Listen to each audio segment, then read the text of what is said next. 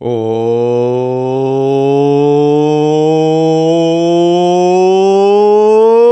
welcome to the Russ Joy Show. I'm Russ Joy. You figured that out because you're smart.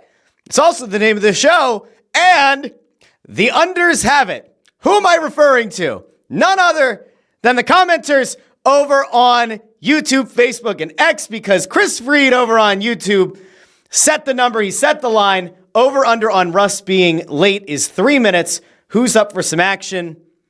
Now, is that the reason that I made sure that I was here live? It was set for 2:35. We hit go at 2:37, and we did make it in under that 2:38, which means the unders have it, which is good because Alex Whiteleather said not looking good for the underbetters. Video guy Amadeo, ye of little faith. Amadeo, what are we doing here? Ye of little faith. Chris Freed, oh my God, just under 3 minutes late. Connor Buss says over 5. The under cashes. Here we are. Ford also says Russ should appear at the beginning dancing to that opening music. If only you knew the dance I was doing while the intro was playing. You probably wouldn't love the dance. In fairness, I don't think you would. I'm also realizing that the camera is slightly offline. It's too late. It's too late to fix it. Now, I was ready to go, but we had a little bit of like breaking media news, which if you pay attention for whatever reason to the thumbnails of the episode or the descriptions, maybe you didn't hit refresh. Some massive breaking news in the FS1 drama. We talked about it on Monday's show about how Joy Taylor's shows, or her show got canceled, along with Craig Carton's rebranded show got canceled. The Facility got canceled. I also screwed up. This is the part in the show where I always talk about, you have to kind of take accountability for when you're right. You have to take accountability for when you're wrong. Try not to do too many victory laps when you're right, because when you're wrong, people might dunk on you.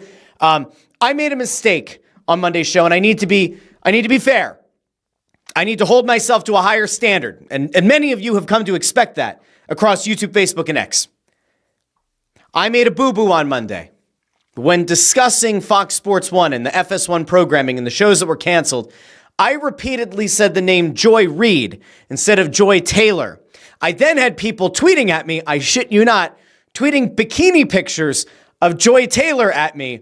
I guess to make the point that Joy Taylor and Joy Reid are certainly not the same person. Now, I mean no disrespect to Joy Reid. Maybe Joy Reid has pictures in a bikini somewhere that somebody is going to now harass me with. But I had Joy Taylor tweets at me. I didn't need them. I don't want them. But I said Joy Reid instead of Joy Taylor. And for those of you who are now, I guess, cursed with the idea of the other Joy in a bikini, I'm sorry, not my fault. But it is kind of my fault. So I always tell you that when I screw up, I'm going to take accountability. This is me taking accountability. I am sorry that I kept saying Joy Reid instead of Joy Taylor. I'm glad that we got that out of the way. I'm glad that we're able to kind of, move on from this, because that's really what matters, guys. That's what matters. It's all about accountability here on the Russ Joy Show. Now, we have a bunch of stuff to get into. On Monday's show, I said, hey, look at that. We have some Philly stuff to talk about. And we've gotten into a whole lot of stuff, but before we get really going underway, down here, bottom right corner of the screen, you can see a cute little box. That's where the comments are going to start populating. We already have some. You saw me pull that up. But as the comments come in, they're going to flow into that little comment box. I'll try to get to as many comments as I can. If you, for whatever reason, feel so moved by the spirit to leave a super chat, I will absolutely pull up your comment on the show today. If not, I will still try to get to as many comments as I can. It becomes a pretty lively comment section from time to time. So there's that. And by the way, there are two Sixers topics that I thought about including today. One is about Joel Embiid. There's a huge, long story up on ESPN.com that I got, I think, about a third of the way through. I would highly recommend reading it. It is like one of the most in-depth, behind-the-scenes conversations with Joel Embiid. And I got a third of the way through it, and I was going to kind of give some initial reactions. And I decided, no, it's not a good idea. So Friday, I'll probably delve further into, because there is some gut-wrenching stuff in that story that on a human level makes you go, oh. It makes you feel worse. For as critical as we can be of Joel Embiid, and sometimes it's fair and sometimes it's not, I think after you read that, if you choose to, you'll probably have a little bit of a different understanding, maybe an appreciation for some of the stuff the guy's been through. Get it. Multi-millionaire. Maybe you don't feel bad. So a third of the way through, I was like, oh. So we'll maybe get there Friday. And then, of course, Ford brings up one that, like, I don't even want to touch, because if I do this, I'm going to get angry, and I don't want to start the show angry. We have the Flyers' regular season schedule got released. We had some more nonsense around Jalen Hurts discourse with the national media. Of course, we had Kyle Schwarber do an incredible feat. For the first time ever, you go to the swing-off after the All-Star game, and he ultimately gets named All-Star MVP, which we're going to get to here in a little bit. So I like having a little bit of the positivity. And then, as I mentioned, there's a big media story because FS1, there were a few names, former ESPN names, like Tony Reali was kind of floated out there. We saw the name Kay Adams get floated out there, formerly of Good Morning Football, who's now with FanDuel. Could her name pop up? Max Kellerman, could he be going to FS1? I want to get to that story later, but I will. Here's your little teaser.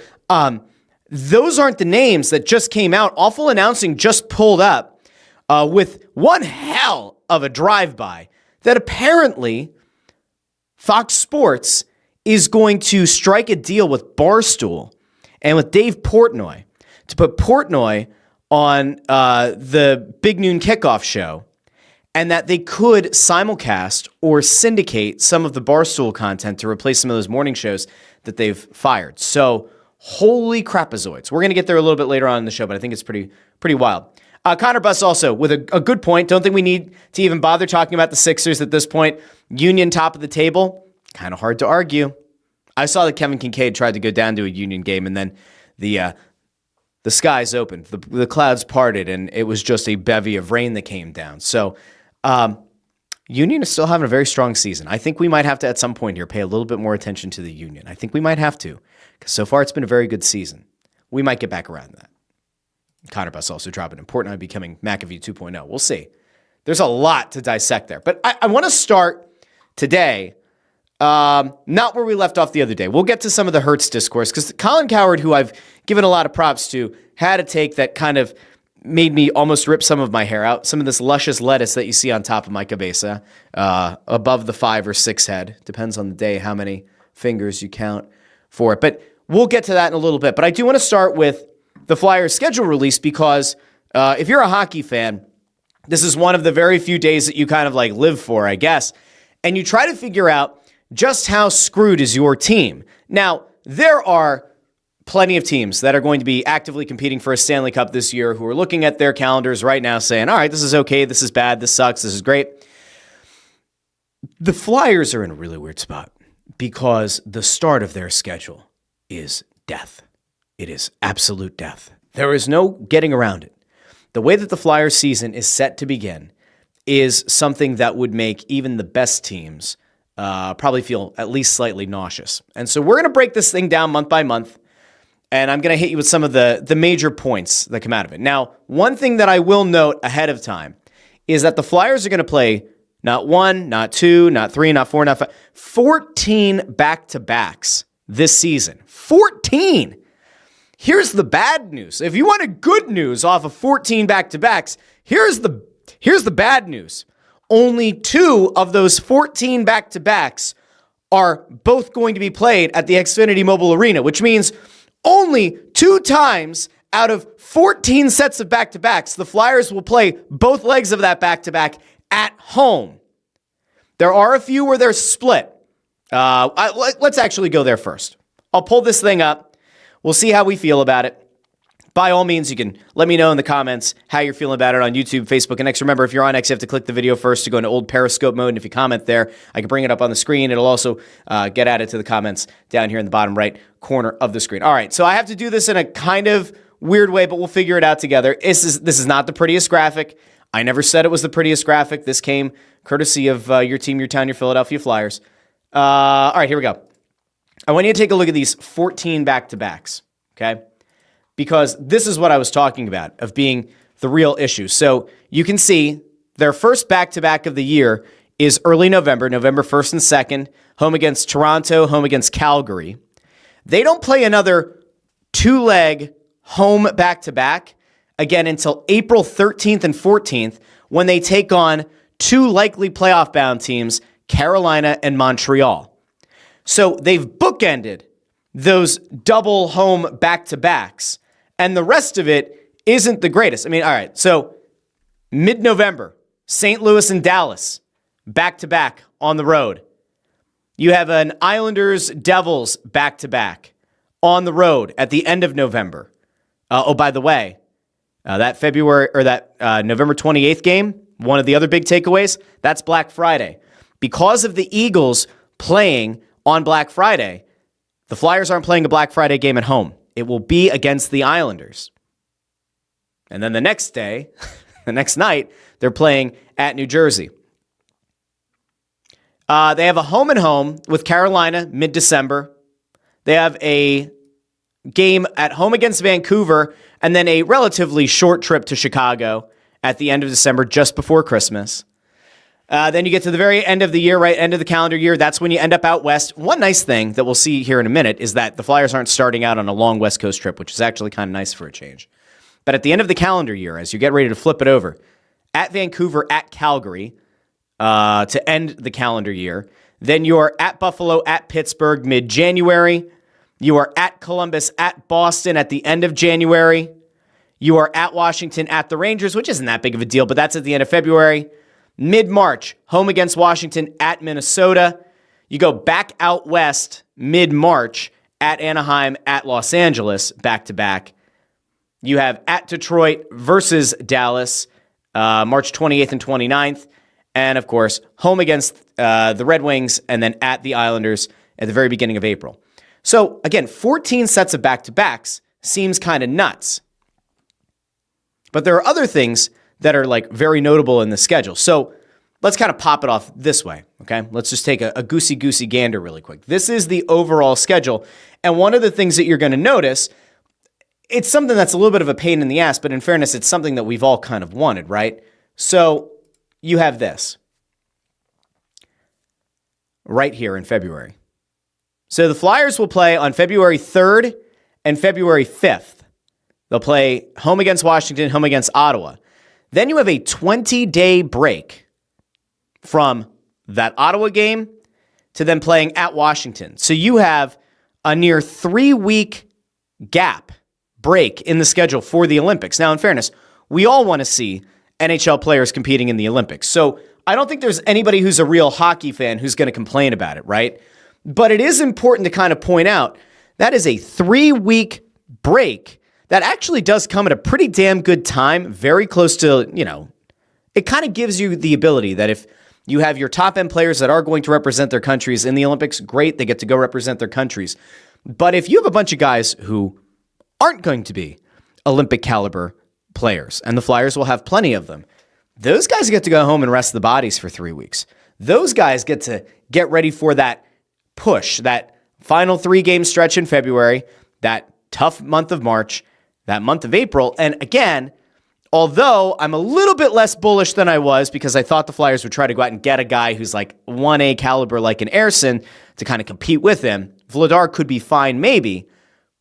I still think they're going to be in the race for a playoff spot late in the season. So if nothing else, you're going to be able to get a lot of your younger guys healthy. You're going to be able to get some of your vets some much needed time away for a few weeks in February and maybe go into a stretch run where that disparity between the top teams and that middle of the table kind of team, those top 3, top 4 teams in the Eastern Conference, and then let's say the next 5 or 6 teams, right, that could end up being the remainder of the playoff field and then the teams that are kind of competing for that wild card, that disparity might actually get narrowed a bit because you would think that a lot of those top-end teams are going to have a lot of guys playing in the Olympics, whereas those teams that are battling for a wild card spot or maybe are 7th or whatever in the conference might not have quite as many Olympic players. They can get healthy. It could actually lead to a really interesting scenario in the playoffs. Again, this all comes down to injuries. It all comes down to overall health of your team. But I like the chaos that the Olympic break might end up causing and the fact that you could end up seeing a higher likelihood that a healthier team gets into the playoffs as a slightly lower seed and maybe pulls off an upset because of it. So I'm still convinced the Flyers are going to be in that conversation. Joe Papel says need one more bottom 10, Russ. I don't, as of right now, I don't see them being a lottery bound team. I could be wrong, but I don't think I am. But we'll see. I mean, anything can happen. So here's the real tough spot if you're the Flyers. I'm going to switch this out really quick. The first month of the season is death. I mean, I know that I said it's death, but like you need to look at it with me because it's absolutely brutal. This is the kind of thing that just like should not happen, but it's happening. The start of the season is about as awful as you could have ever feared it would be. I'm trying to do this in a way that it's not going to break my system. All right, let's see. We'll get that down. We'll go here. All right, we'll try to do this. Let's see if this works. I think it will. And there we go. Yes. All right, cool. That looks better. October. We have to look at this. The Flyers are going to play the reigning Stanley Cup champions twice in the first 3 games. They are going to play twice against the Panthers in their first 3 games of the season. And interspersed between those games, the Hurricanes. So you've got Panthers, Hurricanes, Panthers, then the Jets, Minnesota, Seattle, Ottawa, Islanders, Penguins, Predators. That could be an absolutely horrific start to the season. I mean, you're going to go on the road the first 2 games of the season at Florida, at Carolina. That's rough. You get to come home and you feel like, oh, little home cooking. You have 4 straight games at home. Florida, Winnipeg, Minnesota, Seattle. Then you're at Ottawa, a team that I keep being told by people, well, it might surprise people. Okay, maybe. Then you're home again against an Islanders team that's going to be much improved, a Pittsburgh team that is probably going to go through some struggles, but they're still a legitimate rival, and then a Nashville team that's going to desperately be looking to bounce back off of a year that no one saw coming. So that's kind of brutal. Not a great way to start your season. That's tough. I don't care what anybody says. That's about as tough as it gets. And listen, if you zoom out the rest of the schedule, there are things about it that you feel kind of iffy about. Now, we talked about the back-to-backs, but it really is that first month of the season that, to me, is like the holy shit moment. Now, again, you bookend those back-to-backs, those home back-to-backs, early in the season, end of the season. I want you guys to take a look really quickly with me at what's going to happen in April, because March is a really packed month. Ton of games, right, because of the Olympic break. But if you take an actual goosey gander at what this team is going to have to do down the stretch to try to make a playoff spot. Like if I'm going to be right that the Flyers are going to be closer to making the playoffs than making the lottery, they're going to have to fight through this. And in fairness, I don't know how they're going to do it. They'll be home against Detroit. Okay. At the Islanders, again, a much improved team. Home against Boston. We'll see. At the Devils, who should be better than they were last year. At Detroit, at Winnipeg, and then your last 2 games of the season are against teams that you would expect. Remember, this is one of the ones that we outlined at the beginning of the show. This is your second of 2 home back-to-backs. Home against Carolina, home against Montreal. The only hope that you have at that point is maybe Carolina have solidified their position in the playoffs, and maybe they'll look to take it a little bit easier, rest a couple of guys. That Montreal game could end up being for one of those last playoff spots, could end up being for a wild card spot. So that's kind of rough. It's not ideal. And the worst part, like if we have to go back through like what is the actual I guess biggest negative of it all, when you go back and you look at that October schedule, you are burning 7 of your home games, 7 of your 41 home games, right? That's tough. It's like, what, almost 16% of your season? Let's see, hold on. Can I get the calculator here? 7 divided by 41. What did I say, 16%? 17 point, well, it would be round up, 17.1%. That's pretty good. Good mental math up here. Thanks to all my math teachers along the way for helping with that arithmetic. But you're burning about 17% of your home games in that first month of October. That's rough. That's brutal. And it's against very good competition. So we'll see what happens. But this is like one of those things that people get excited about before everything actually gets real. Now, in fairness, training camp will be coming up before you know it. The preseason will hit before you know it. The games will get going before you know it. I mean, hell, We are now past the midway point of July. I know. It feels gross. It feels disgusting. It shouldn't be happening. This isn't how the world is supposed to work.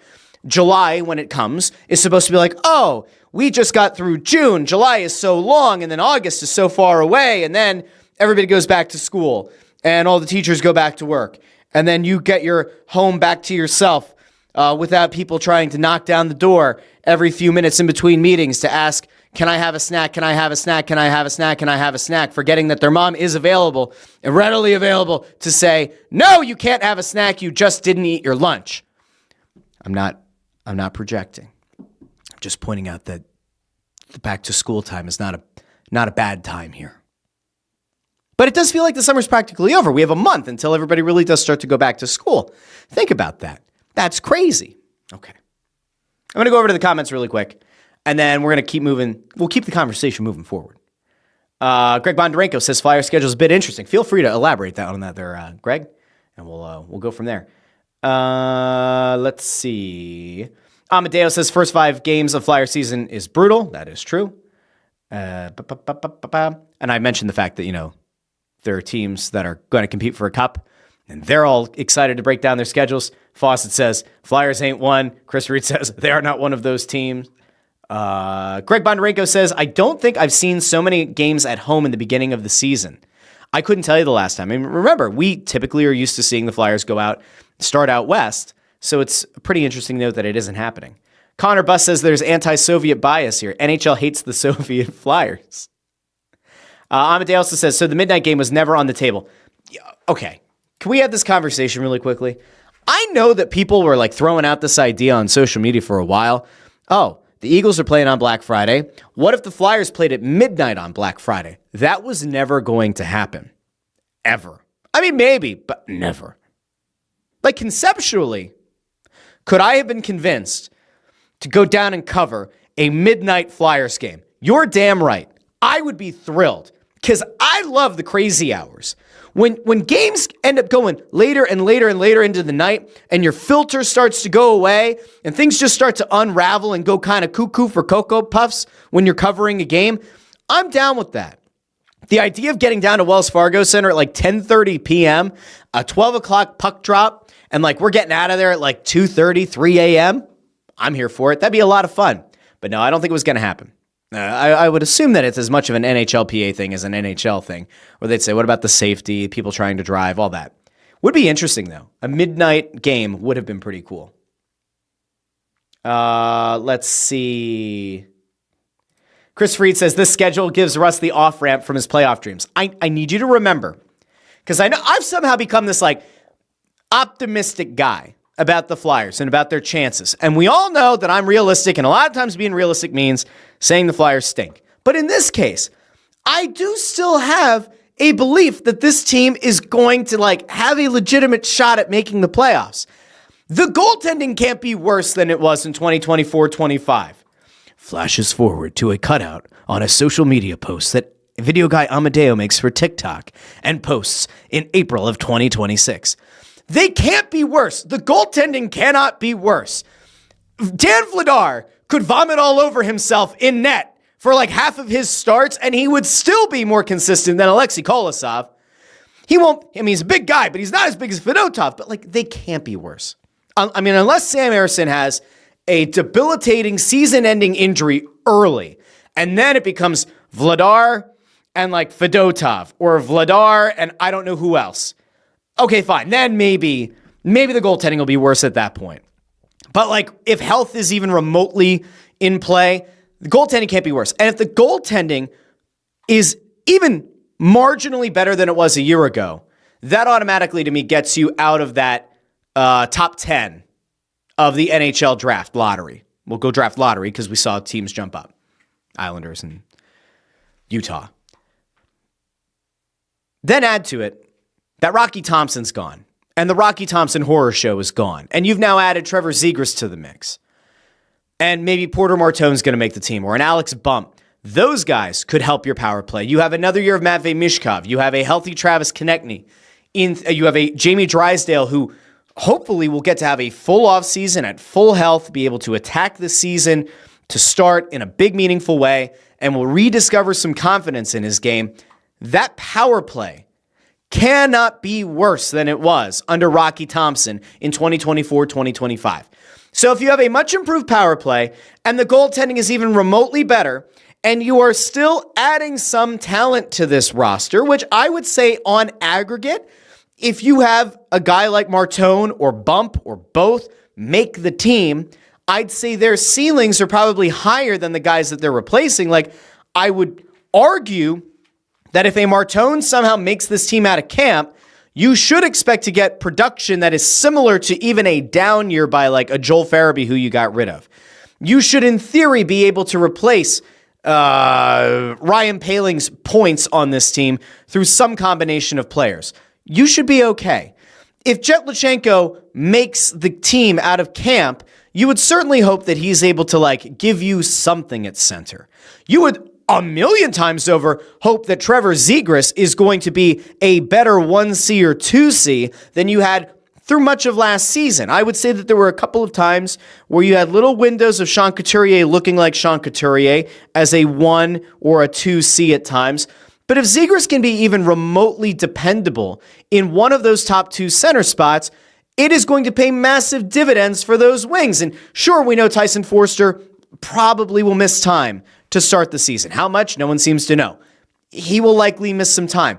You would hope that that center depth improving is going to give you better production overall from a Mishkov who's coming back in year 2, from an Owen Tippett who Rick Tocchet seems to believe he's going to be able to unlock something in, from a Forster when he's back. Like, there should be guys that will improve on this team, if for no other reason than center looks a little bit stronger than it did last year. Now, if Zegras can't play center, well, then okay, then you're in pretty deep doo-doo. If he has to become a wing for you and you have to like force Lachenko onto the roster, all right, then we might have a conversation about, not great.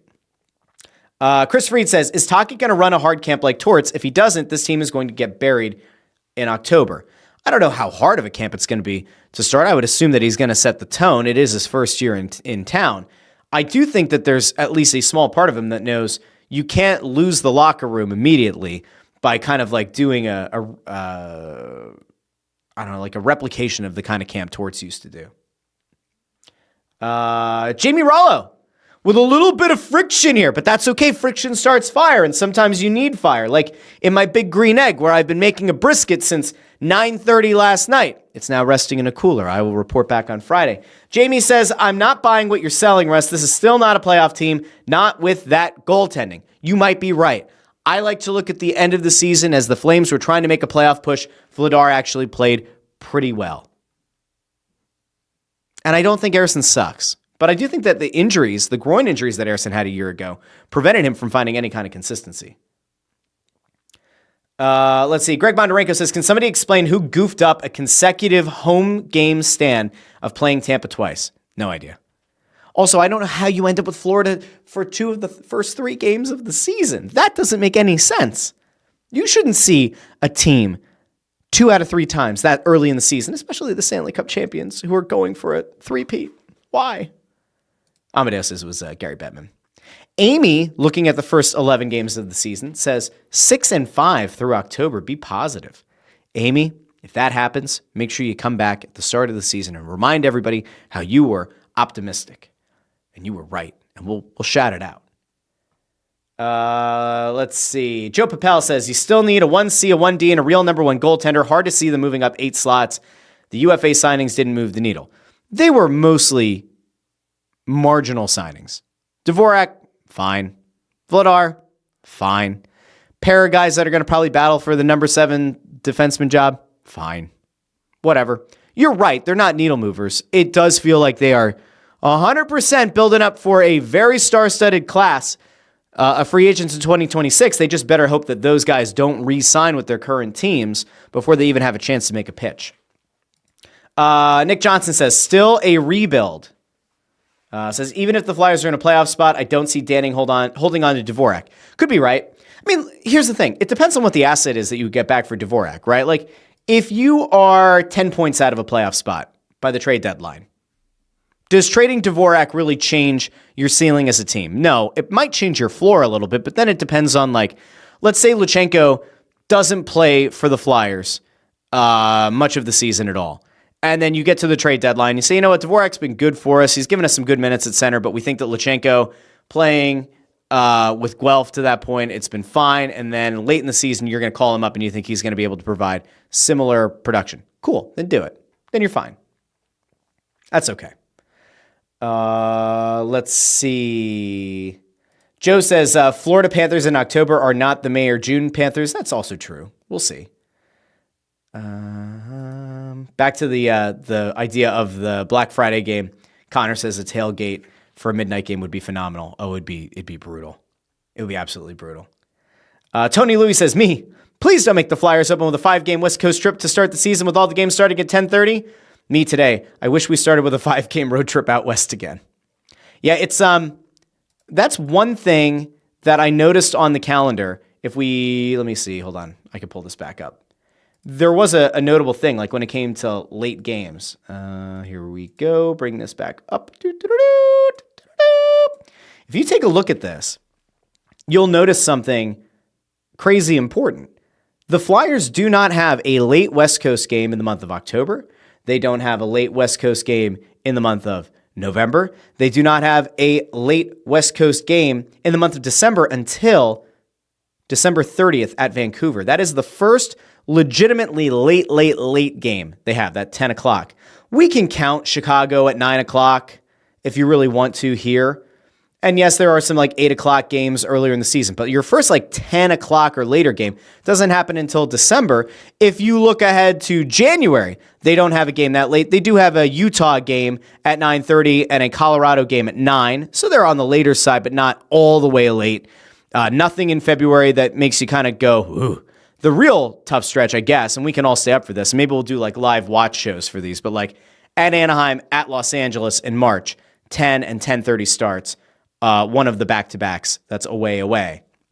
But other than that, you don't have a whole lot of late night starts. A 9 o'clock start, for as inconvenient as it isn't like a make or break in terms of at least for me, in terms of, am I going to stay up and watch this or am I going to watch it the next morning on DVR? 10 and 10:30, I've got to be ready to go for it. I have to be mentally locked in to want to stay up. I also just like the idea of watching a game on DVR the next day. I can avoid all the spoilers. I can avoid all the commercials and just watch the game and enjoy it for what it is. But I do like it. It's certainly better than, again, starting with a 5-game road trip. A lot of 10 o'clock starts. It's better.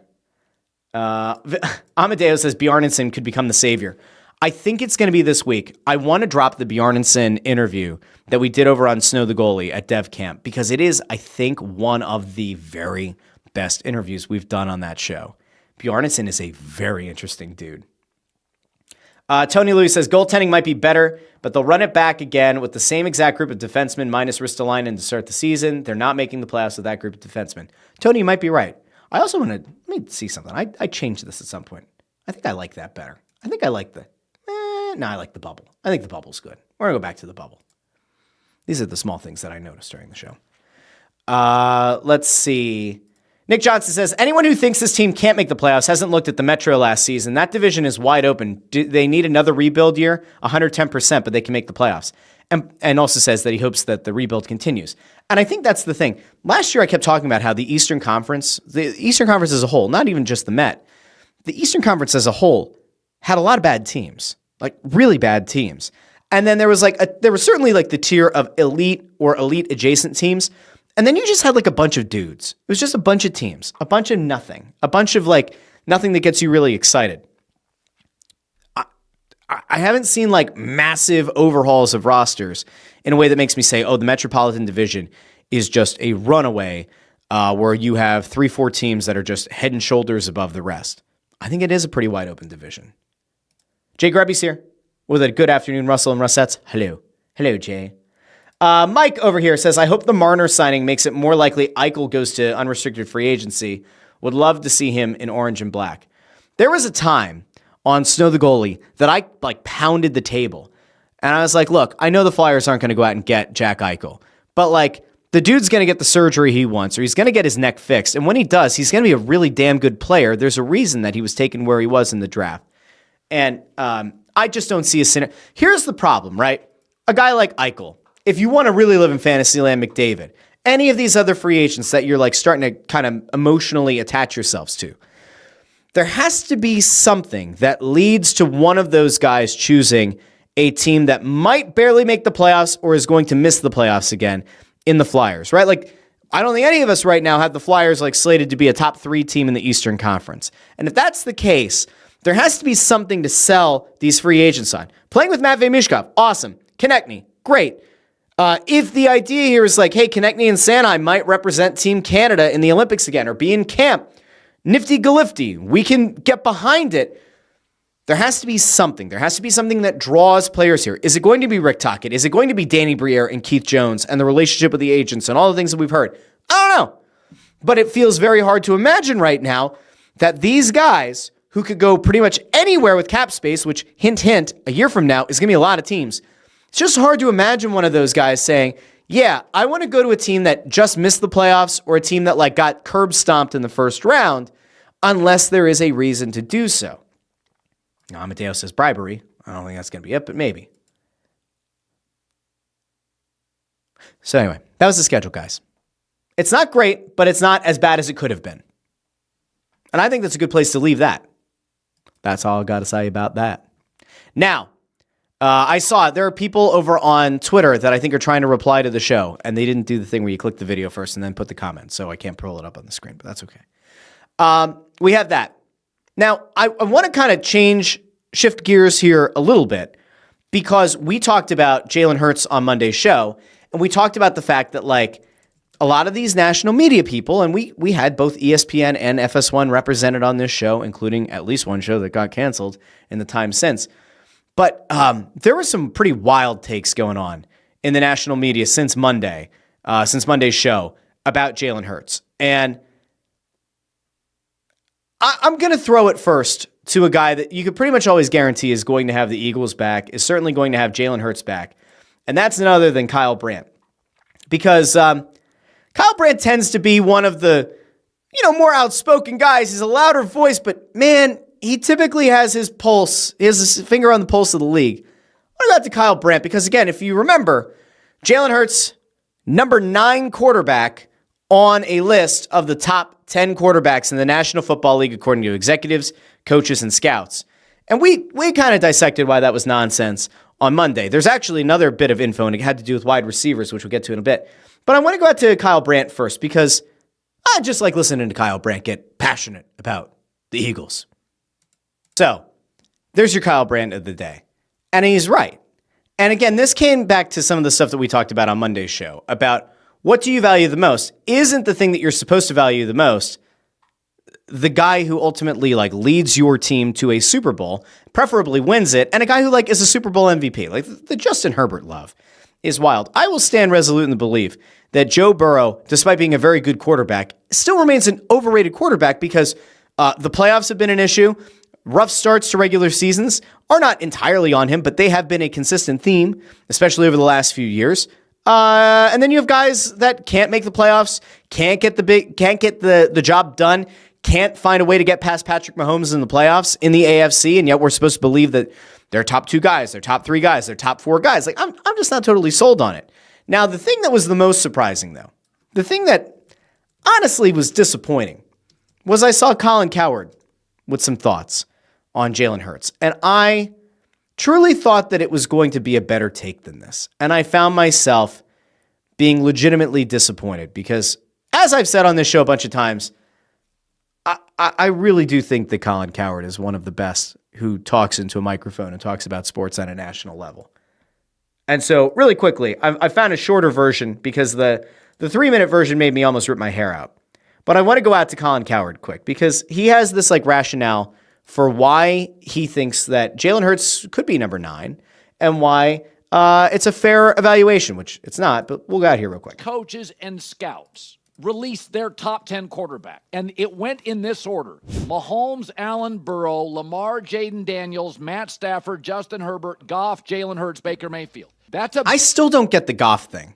That's another one that I don't understand, but we'll keep going. About as close to my list as you can get. The reaction on Jalen Hurts, who, wins the Super Bowl being 9 was predictable. This is a bunch of Sirianni, by the way, came out and said it's bullshit. We'll keep going. nonsense. I can't believe it. Take a deep breath. The Eagles' offense was top 10 in everything. Pass blocking, run blocking, rushing, receiving. Yet they were 21st in actually passing. Interesting. Like the top 10 in receiving, but you're 21st in passing is weird, but okay. Oh, by the way, 11 of his 32 total touchdowns came on rushes of 1 or fewer yards. Take out the tush push, he had the same number of touchdowns as Bryce Young. Well, it's a shame that, you have to actually count the play. It is a shame that, just because it fits a narrative, you have to actually acknowledge that those are still touchdowns. Sure. Yeah. Fine. Yeah, he's Bryce Young. Passed the ball less than any team in the NFL at 24 times a game. Jalen Hurts is... That was post-bye week. There was a post-bye week adjustment, but we're going to get to that because somebody who talked into that same microphone actually refuted his point a day before. Responsible for that. All right, so that was Colin Cowherd. Now, the reason that I show you that is because, as I mentioned, somebody who was on his show, somebody who was talking into that same microphone a day before was Jason McIntyre. And here's the beauty of what Jason McIntyre had to say. He goes on, he's filling in for Colin Cowherd on The Herd, and he absolutely decimates this argument about Hurts not being a good pocket passer, about Hurts not being able to get the job done. I'm going to cut into part of why it's all nonsense, right? Because we talk about this whole idea that, well, Jalen Hurts isn't as good of a pocket passer as some of these other guys. He's certainly not the pocket passer that Burrow is. He's not even as good of a pocket passer as Lamar, not as good of a pocket passer as Josh Allen. Somehow Jared Goff. Sure. Really quick. We're going to throw it out here because these are stats that when you get into arguments online, when you get into arguments with your friends, your group chat, your dad, your uncle, these are some numbers that are going to be worth kind of throwing out there about last year. Than Jalen Hurts. Oh, Jared Goff was the number 1 overall pick. That's right. First impressions matter. So this is a good point, by the way, and I cut most of it out. But McIntyre talks about how Hurts is the only guy who wasn't a first-round pick. And so there's this notion out there that because you were taken in the first round, because Jared Goff was taken as high as he was in the first round, that kind of sets this expectation going forward that he must be as good as whatever that draft pick was. He must be as good as a first-round pick. So we're going to extend him grace because he was a first-rounder. Hurts wasn't. But here you go. Now, we did have a spirited chat because I'm very bullish on Hurts. I have him unequivocally number 5. These executive coaches and scouts have Jaden Daniels at 5, and that's fine. Jaden Daniels was amazing last year. Let's see the numbers on Jalen Hurts from the pocket, because this is the big knock on Jalen Hurts. We're going to pause on it.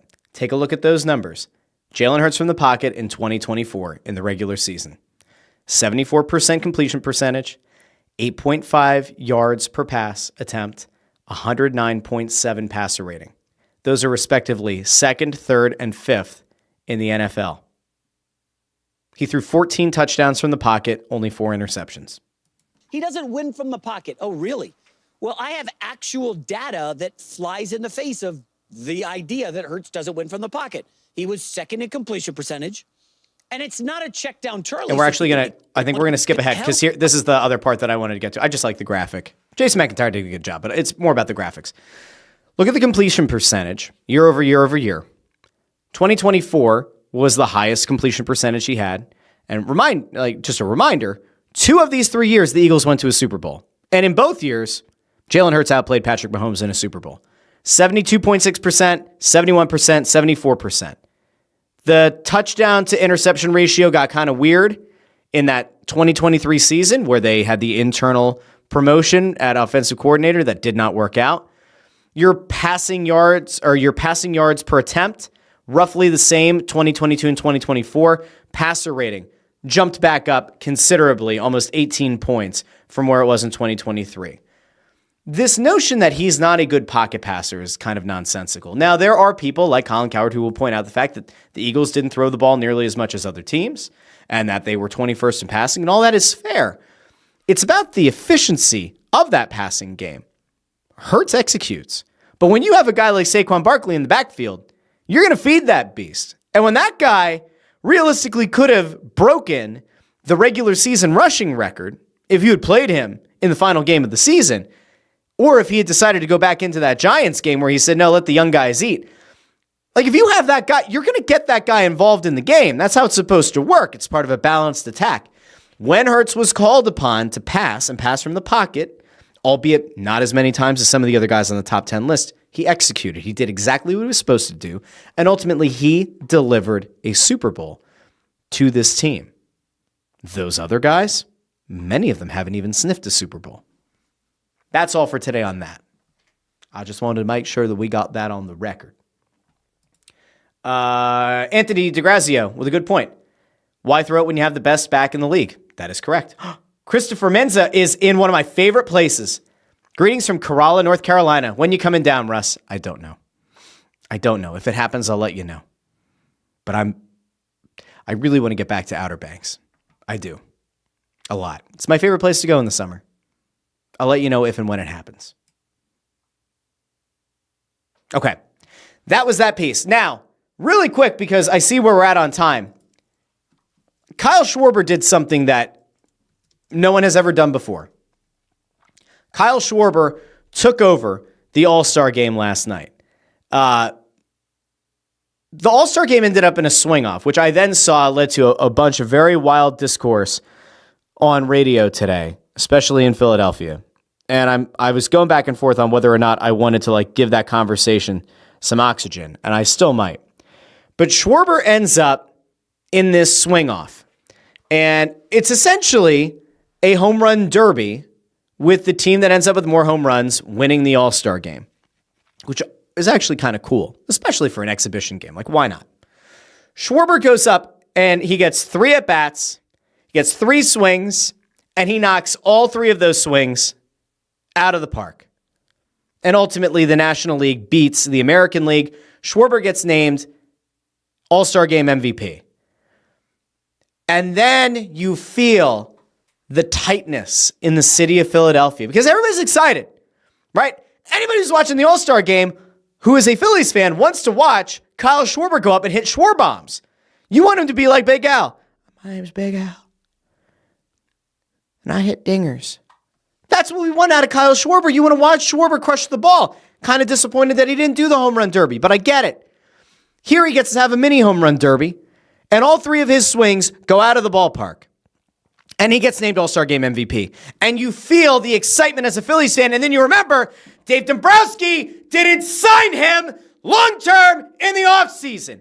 And that according to some reports, the Phillies number wasn't even remotely close. And so again, I ask, what are we doing? What are you doing, Dave Dombrowski? What is the point? What is the point of any of it?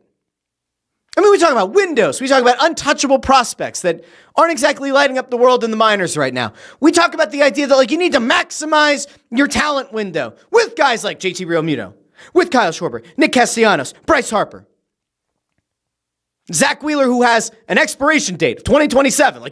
He's put his own expiration date on the packaging. You can see it. That light at the end of the tunnel isn't like an escape from anything. It is the expiration date of Zach Wheeler, an oncoming train about to smash you in the face. And this team didn't prioritize bringing back Kyle Schwarber. They didn't prioritize giving him a longer-term deal. They've given it to anybody else. Trey Turner's here in perpetuity. You have Bryce Harper here for the second half of a contract when he's had issues remaining healthy. You have all these things going on. Kyle Schwarber, of all the people, Kyle Schwarber is your only legitimate power bat. You couldn't figure out a way to bring him back. And now he's leading your team in homers. He really does look like the only threat at the plate to go yard. He goes out and now he's an All-Star Game MVP. And listen, it doesn't really change much, right? Teams that were going to be interested in Kyle Schwarber anyway are going to remain interested in Kyle Schwarber. The All-Star Game MVP isn't going to take a team that hadn't previously thought about and say, oh, you know what? I'd like to see Kyle Schwarber come to my team and hit dingers in my park as well. I hadn't thought about it until I saw him hit 3 of them in the All-Star game. That's not going to happen.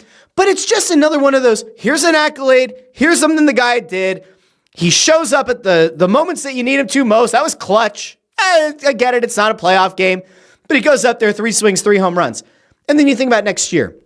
I just want everybody to hop into the future, the little time machine thing. Let's go a year in advance. If the Phillies don't bring back Kyle Schwarber, Is Kyle Schwarber going to go to a team and hit home runs? He will. Will Kyle Schwarber put on another team's uniform a year from now, walk into Citizens Bank Park for the All-Star game, participate in the home run derby, and piss off every Phillies fan? Not because we're not gonna boo Kyle Schwarber. If Schwarber chooses to leave at the end of the year, and all this stuff comes out about how the Phillies undercut, didn't make him a legitimate offer, we're gonna cheer the shit out of Kyle Schwarber.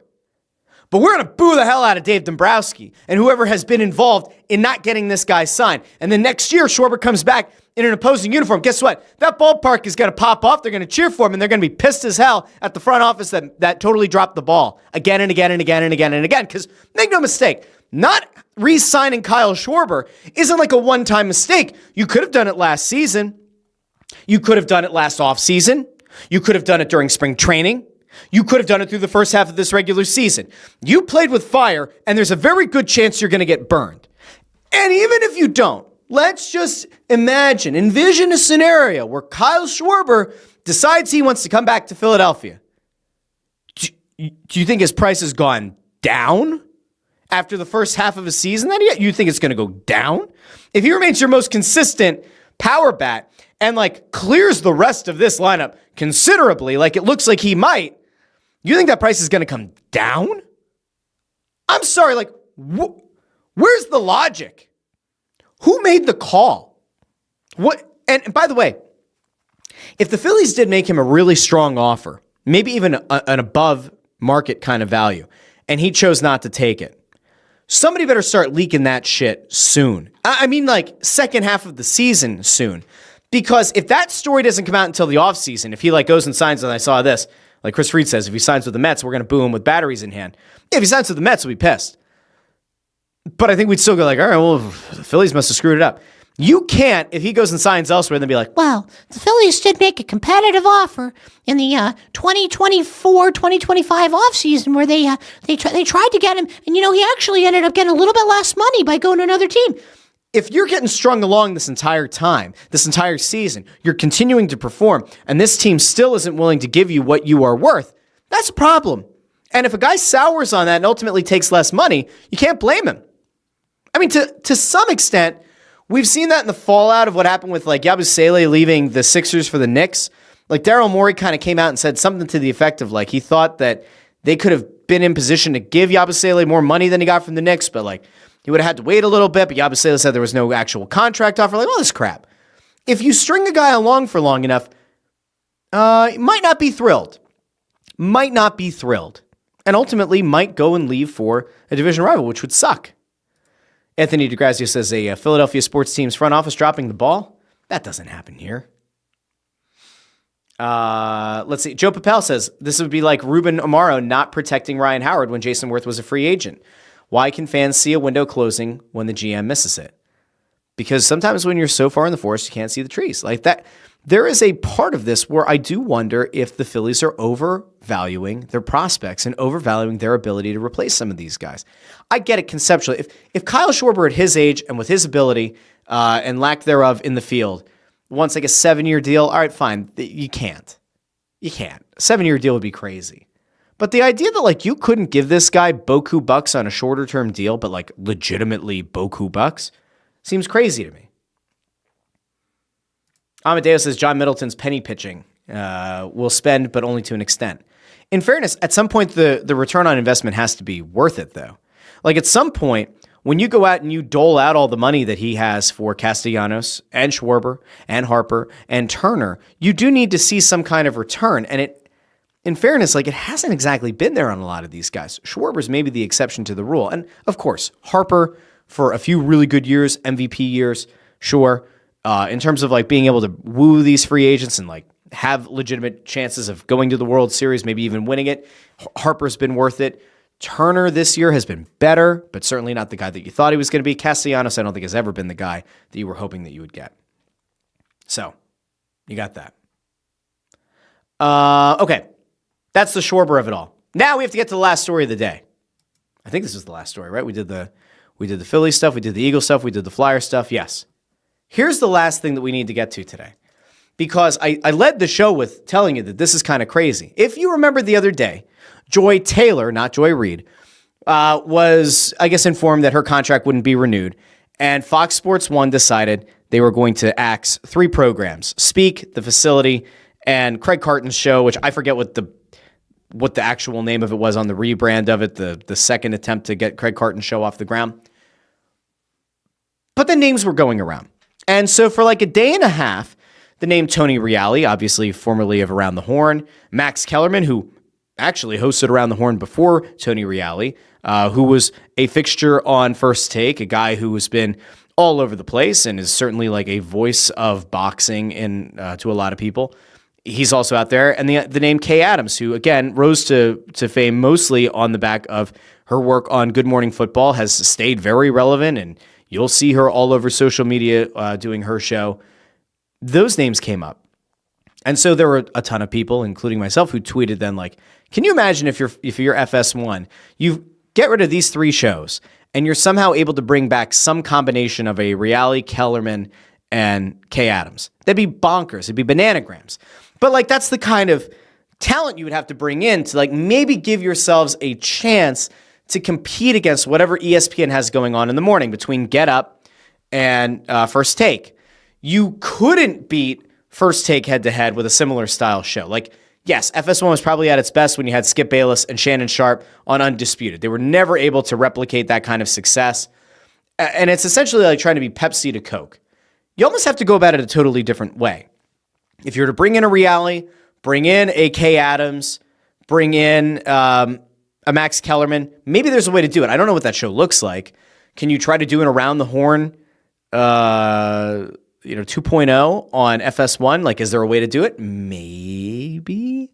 Would that work well as a morning show? Not entirely sure that it would. Could you try to build a show around Kay Adams in the same way that like Good Morning Football exists and try to do something with like her and Kellerman? Maybe. Could that be enticing enough to get people into your network and to actually give it a shot? Perhaps. But like, I don't think that you can do a watered down version of what ESPN does. So you have to be really careful. And that leads us to the biggest news of the day, because before the show went live, in a move that I am quite frankly shocked by, FS1 is about to get very interesting. And Fox Sports as a whole is poised to get very, very interesting as well. Because Awful Announcing put this up.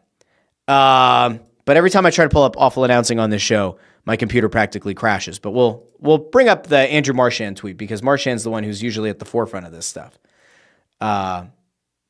Let's go over to his tweet. If FS1 wants to go to war with ESPN, if FS1 wants to get a passionate viewership behind content, this might do it. It might.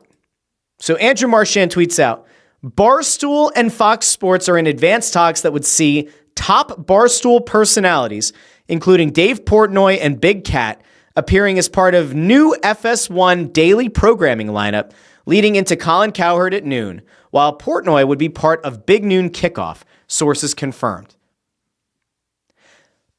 Okay. Let's play that one out for a second, shall we? Let's shall. If you can't do, or you shouldn't do, the same thing that ESPN is doing, let's say they think that some combination of Kellerman, Reale, and Kay Adams would be like doing a lesser version of what ESPN is. I don't think it is. I think actually if you put at least 2 of those 3 on a show at the same time as Get Up, it probably could beat Get Up. I do think that there's a path to like those personalities going head to head with Get Up. You're probably not going to beat ESPN, but you could certainly take a chunk of the viewership away. With the Tony Reale, beloved, if you are anywhere near my age, or slightly younger or slightly older, you have a very favorable opinion of Tony Reale. He's not a shock jock, seems like a genuinely decent human being, felt like he kind of got shafted at the end with ESPN. People would support a Tony Reale show. Kay Adams, very well liked. Those 2 together on a morning show could be dynamite. I really like Max Kellerman. Not everybody does, but a lot of people do.